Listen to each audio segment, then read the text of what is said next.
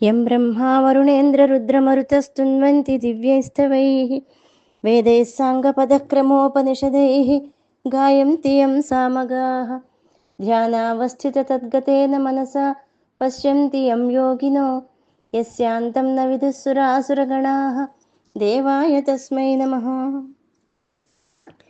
తత్రేవం సతి కార్తారం ఆత్మానం కేవలం తు యః పశ్యత్యకృత బుద్ధిత్వాన్ న స పశ్యతి దుర్మతిః. కర్మలకి ఆత్మకర్త కాదు అనే విషయాన్ని ముందర చెప్పారు.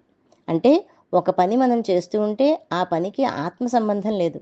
ముందర శ్లోకంలో చెప్పుకున్నట్టుగా 5 విషయాలు మాత్రమే కర్తలు, ఆత్మ కేవలం సాక్షి.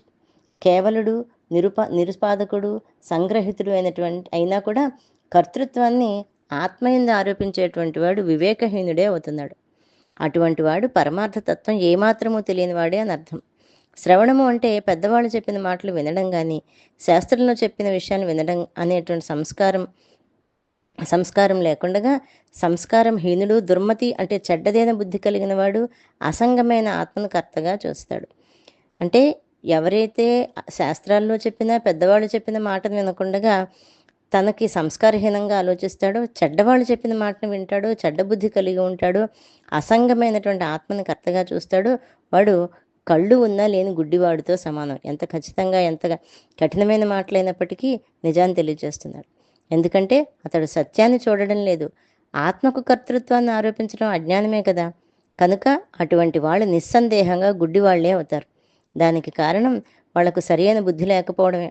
ఎంత పాండిత్యము, ఎన్ని లౌకిక విద్యలు ఉన్నా సత్యదృష్టి లేకపోతే, ఆత్మజ్ఞానం లేకపోతే వాళ్ళు అంధులే. ఎందుకంటే వాళ్ళు జ్ఞాననేత్ర విహీనులు.